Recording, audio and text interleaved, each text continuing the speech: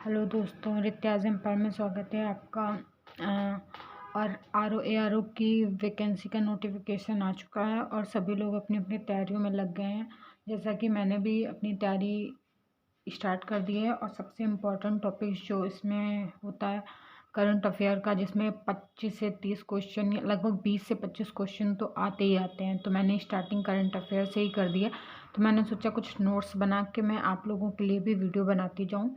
तो स्टार्टिंग मैंने की है। इस समय जो सबसे चर्चित चल रहा है नारी शक्ति वंदन अधिनियम, थोड़ी बहुत इसके नोट्स भी मैंने बनाए, तो इसके बारे में थोड़ा सा आज डिस्कशन भी करते हैं।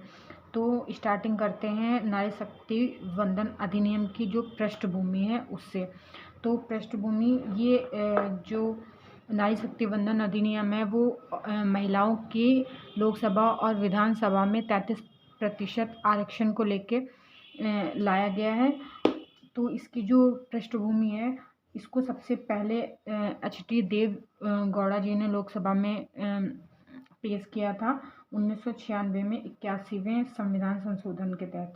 लेकिन उस टाइम ये पारित नहीं हो पाया था, ये लोकसभा में नहीं पारित हो पाया था, राज्यसभा में तो हो गया था।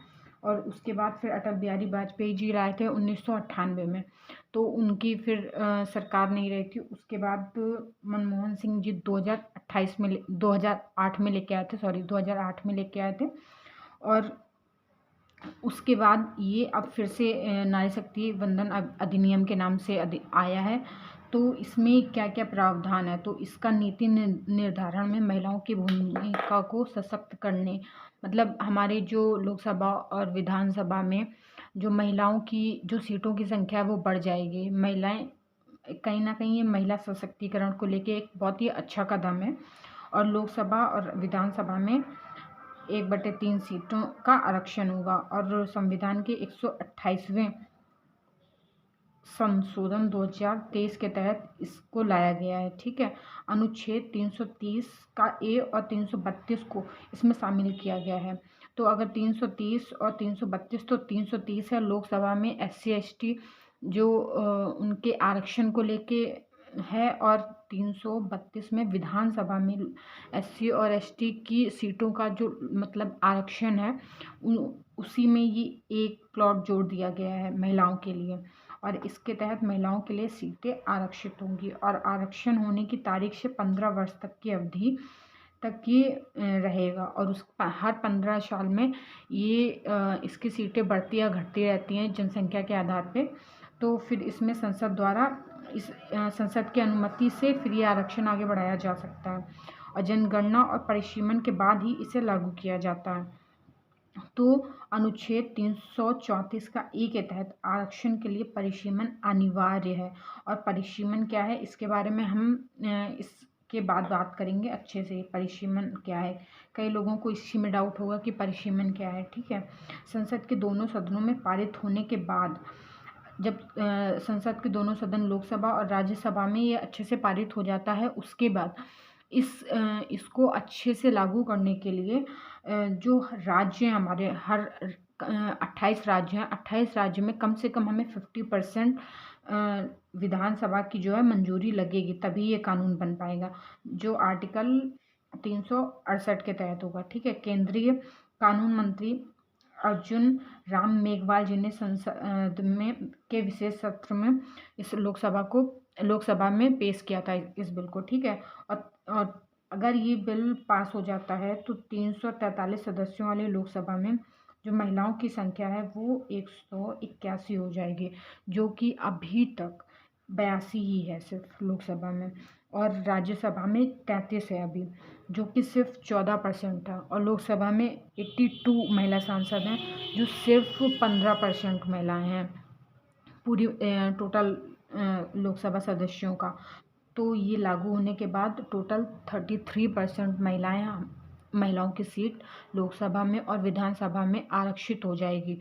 और 2024 के लोकसभा जो चुनाव होंगे उसके बाद जनगणना होगी, उसके आधार पर परिसीमन आयोग आरक्षण के लिए सीटें निर्धारित करेगा।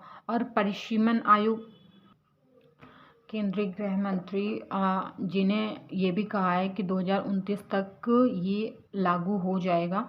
जनगणना के 2024 के इलेक्शन के बाद जनगणना होगी, जनगणना के बाद परिसीमन होता है, उसके बाद ये लागू हो जाएगी। अगर बड़ा बड़ा हम लोग ये समझें कि परिसीमन क्या है, तो हर 10 साल में जनगणना होती है। जनगणना के बाद में अनुच्छेद 82 के तहत जनगणना के बाद संसद परिसीमन अधिनियम लागू करती है, और अनुच्छेद 170 में राज्यों को भी जनगणना के बाद क्षेत्रीय निर्वाचन क्षेत्रों का मतलब आवंटन किया जाता है, ठीक है। और परिसीमन अधिनियम लागू होने के बाद केंद्र सरकार परिसीमन आयोग का गठन करती है, जो एक स्वतंत्र निकाय है। अगर आप लोग सिविल सर्विसेज की तैयारी कर रहे हैं तो आपको ये भी अच्छे से पता होगा कि जो भी टॉपिक चर्चा में चल रहा है तो उससे रिलेटेड जितनी भी चीज़ें हैं हम लोगों को वो कवर कर लेनी चाहिए, क्योंकि अभी ये जो टॉपिक है वो इसलिए भी इम्पॉर्टेंट हो जाता है क्योंकि ये कहीं ना कहीं हमारे पॉलिटी में भी आता है और लेटेस्ट करंट अफेयर में भी चल रहा है। अगर करंट अफेयर में नहीं भी रहेगा तो भी ये चर्चा में रहेगा, क्योंकि ये पॉलिटी का मेन पोर्शन है, ठीक है।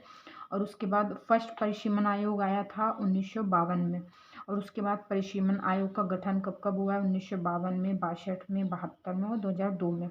और उसके बाद 1981 और 1951 की जनगणना के बाद परिसीमन नहीं हुआ।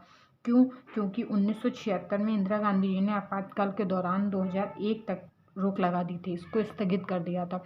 उसके बाद फिर ये 2026 तक स्थगित रहा है किन्हीं और कारणों से, लेकिन आखिरी परिसीमन 2002 से 2008 तक चला था। और परिसीमन आयोग ऐसा है कि जब इलेक्शन हो जाते हैं और मतलब पार्टी आ जाती है, और तो फिर परिसीमन में कुछ जो सीटें हैं वो बढ़ और घट जाती हैं, इसलिए परिसीमन आयोग के बाद इस आरक्षण को लागू किया जाता है, क्योंकि उसके बाद जिस हिसाब से सीटें बढ़ती हैं घटती हैं उसी हिसाब से आरक्षण लग जाता है। आई होप आप लोगों को काफ़ी चीज़ें इसमें समझ में आ गई होंगी, और अच्छी वीडियोस के लिए चैनल को सब्सक्राइब कर दें, बेल आइकन दबा दें, और मेरे साथ में तैयारी ऐसे ही करते रहें। और जो जो इम्पोर्टेंट टॉपिक्स हैं मैं जो भी नोट्स बनाती जाऊंगी आप लोगों के साथ शेयर करती जाऊंगी। तब तक अपना ख्याल रखें, अच्छे से स्टडी करें, खुश रहें।